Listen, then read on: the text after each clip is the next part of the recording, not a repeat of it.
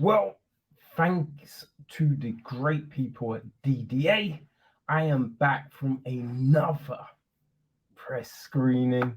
Oh man, so got to go and see Beast, right? The new film starring Idris Elba. This is directed by Baltasar Kormákur. Uh, it is written by Ryan Engle and Jamie Primack Sullivan. It is produced by Cormacore, James Lopez, and Will Packer. Executive produced by Bernard Bellew, um, and Primack Sullivan. Line produced by Jani Van Assen. Music is from Stephen Price. Cinematography is Philippe Rosalot and Baltazar Brecki Sampa. Casting was handled by Bonnie Lee Berman and Kim Coleman.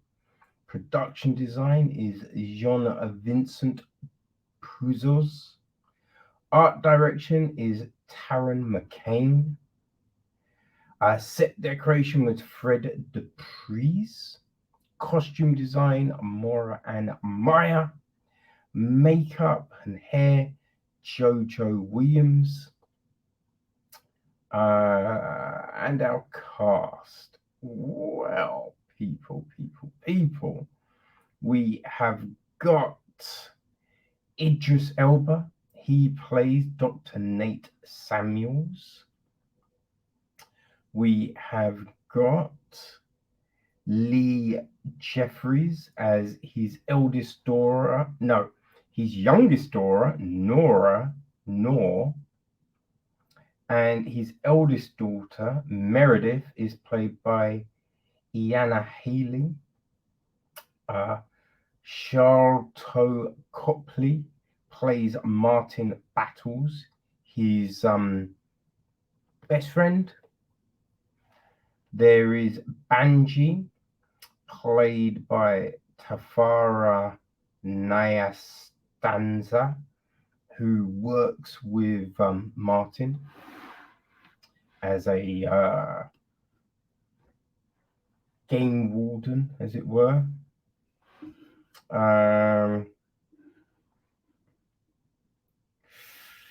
They're the main group, really. Then we got like a lot of poachers, right? So Camo, played by Fapelo Sebagudi. Chris Langer plays Specs. Muzi is played by Maduzi Mavibela. Chippo is played by Chris Gazalaba.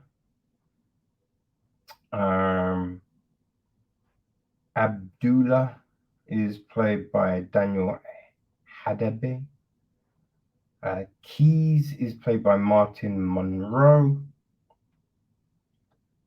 Cutoffs is played by Layabuya Gongo.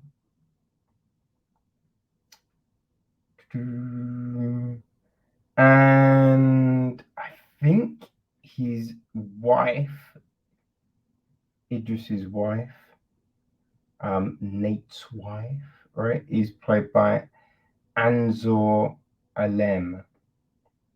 We see her in flashbacks. Okay, so the gist of the film is this: sometimes the rustle in the bushes actually is a monster.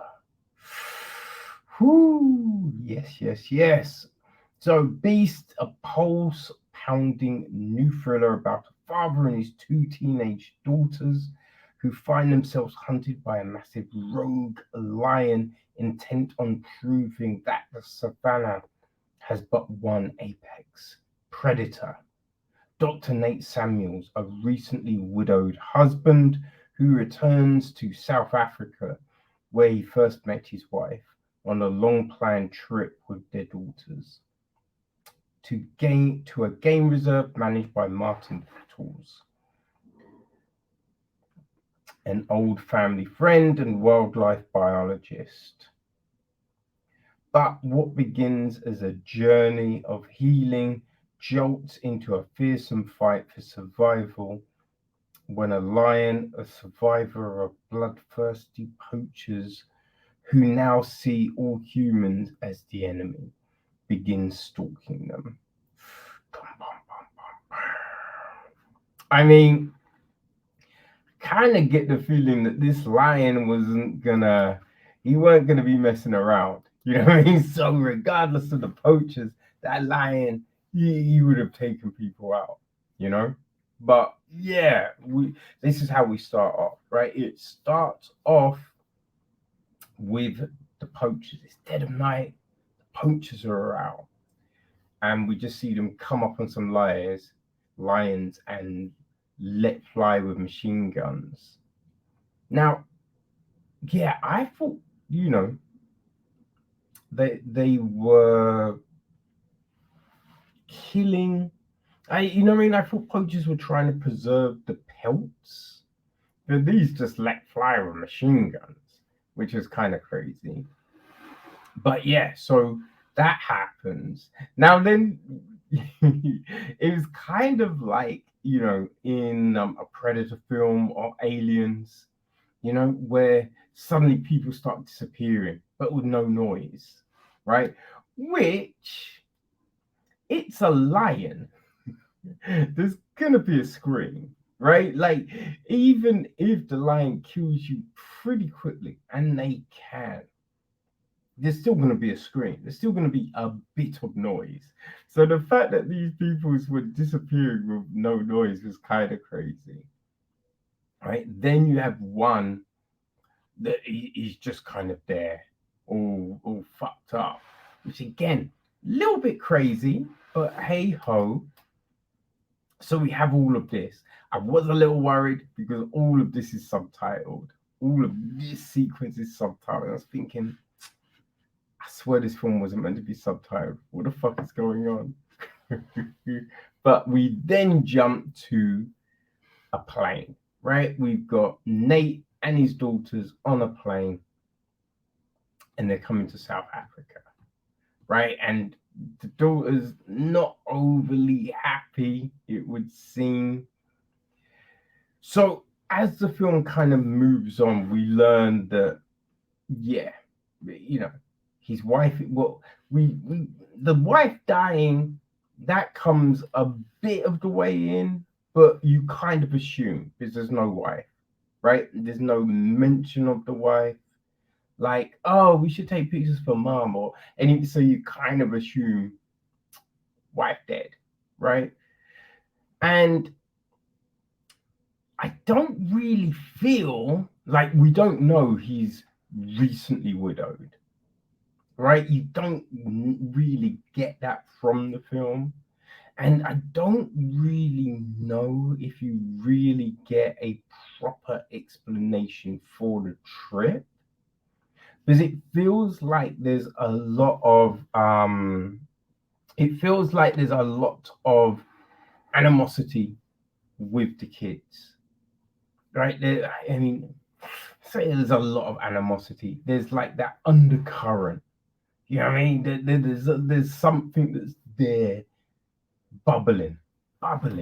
So yeah, you know what I mean? Just a random. I don't really feel the kids would be like looking to go on some random trip. But yeah, things kind of bubble to the surface throughout the film in some odd moments. Ain't gonna lie, right? Because you can get teenage angst, you can get angry with, but yeah, I think when some of this comes up, you're just thinking, I don't know if someone's gonna be doing that, right? Especially when what is happening. It seems a bit of a stretch. Another crazy thing about the film, right?